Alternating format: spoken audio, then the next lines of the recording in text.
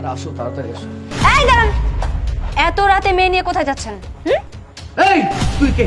তোর এত বড় সাহস, তুই আমাকে এই সমস্ত কথা বলছিস? আপনার সাহস দেখে আমি অবাক হচ্ছি। আপনি আমার উপরে চোখ রাঙিয়ে কথা বলছেন। আমি এই বাড়ির নতুন দারোয়ান, আমি যা বলবো তাই হবে। উল্টা পাল্টা মেয়ে নিয়ে তো এই বাড়ির ভেতরে ঢোকা যাবে না। তুই যে এই বাড়ির দারোয়ান হিসেবে দায়িত্ব নিয়েছিস, এই দায়িত্ব তোকে কে দিয়েছে? দায়িত্ব আবার কে দিবে? এই বাড়ির যে পুরনো দারোয়ান ছিল সে একটু অসুস্থ, বাড়িতে গিয়েছে ছুটি কাটাতে, তাই বলেছে এই কয়দিন আমাকে এখানে ডিউটি করতে। এই বাসায় যে তোমাকে দায়িত্ব দেওয়া হয়েছে, যে তোমাকে দায়িত্ব দিয়েছে সে তোমাকে বলেনি ওকে?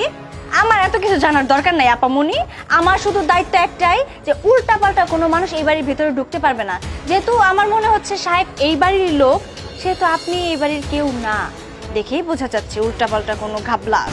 আপনি এখন পর্যন্ত এই মেয়েটার আমাকে কোনো পরিচয় দিননি। এই মেয়েটা কি আদৌ আপনার বউ লাগে, নাকি গার্লফ্রেন্ড, নাকি অন্য কিছু?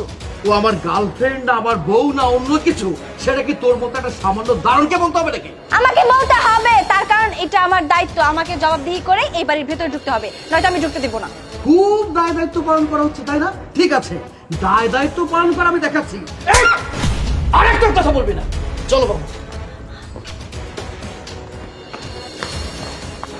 দেখেছো কত বড় সাহস? আমার গায়ে হাত তুলে আমার সাথে চোখ রাঙিয়ে কথা বলে বাড়ির ভেতরে মেয়েটাকে নিয়ে ঢুকে গেল। দাঁড়াও, এর মজা আমি বোঝাচ্ছি। আরে কি ব্যাপার, তুমি এত সংকোচ করছো কেন? আমি তো কোনো কিছু বুঝতে পারছি না। আচ্ছা ঠিক আছে, তোমাকে এসব ভাবতে হবে না। চলো তাহলে। আচ্ছা তুমি থাকো, আমি দেখছি। কেমনটা লাগে আসলে?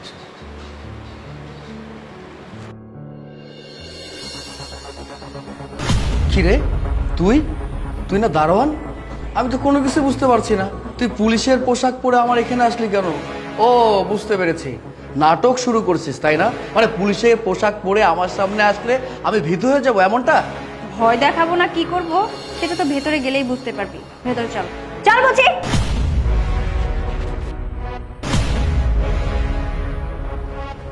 কি ব্যাপার? তোমাদের বাড়ির দারোয়ান পুলিশের পোশাক পরে কিসের জন্য আসছে এখানে? ও নতুন করে আবার নাটক করছে, তাই তো? আমারও তো তাই মনে হচ্ছে। এই কি সমস্যা তোমার? হ্যাঁ, তুমি আবার এখানে আসছো কেন? Just shut up. এই কি বুঝতে পারছিস না? হ্যাঁ, বুঝিয়ে আমি বলছি। হ্যাঁ, আমি তোদের বাড়ির দারোয়ান সেজে এসেছিলাম, ছদ্মবেশ নিয়েছিলাম। আমার আসল পরিচয় হচ্ছে আমি একজন পুলিশ অফিসার। আমাদের কাছে আগে থেকে ইনফরমেশন ছিল যে তোর আর এই মেয়েটার মধ্যে কিছু একটা ঘাপলা আছে। আর আমরা এটাও খুব ভালো করে জানি যে তুই চোরা কারবারি, মাদকদ্রব্য এসবের সাথে জড়িত আছিস। তুই কি ভেবেছিস এত সহজে পুলিশের হাত থেকে নিস্তার পেয়ে যাবি? পাবি না। আর সেই জন্য তোকে ধরার জন্য আমি ছোট্ট একটা ছদ্মবেশ নিয়ে তোদের বাড়ির দারোয়ান সেজে এতক্ষণ ছিলাম। আমি তোকে ভালোই ভালোই বলেছিলাম যে এই মেয়েটাকে নিয়ে তুই বাড়ির ভেতরে ঢুকবি না, কিন্তু না, তুই আমার কোনো কথাই শুনিসনি। উল্টো তুই আমার গায়ে হাত দিয়ে এই মেয়েটাকে নিয়ে এই বাড়িতে ঢুকে, আর এই বাড়িতে ঢুকে মেয়েটার সর্বনাশ করতে চাচ্ছিলি, তাই না? কি? আমি তো ওর সম্পর্কে এসব কিছু জানতামই না।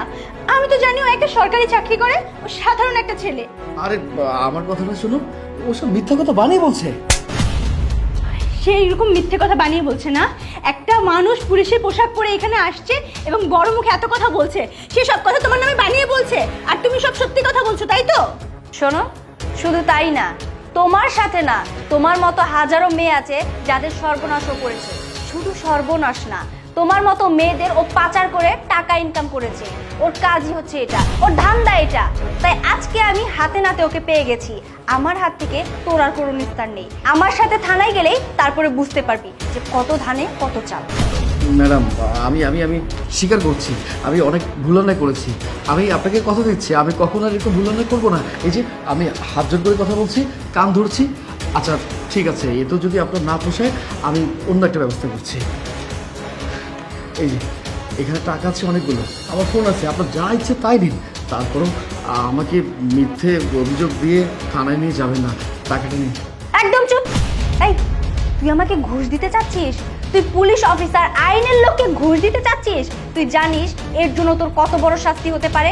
তুই যে অপরাধগুলো করে যাচ্ছিস এর তো শাস্তি আছেই, আর পুলিশের লোককে তুই ঘুষ দিতে চাচ্ছিস এর জন্য তোর কঠোর একটা শাস্তি হবে।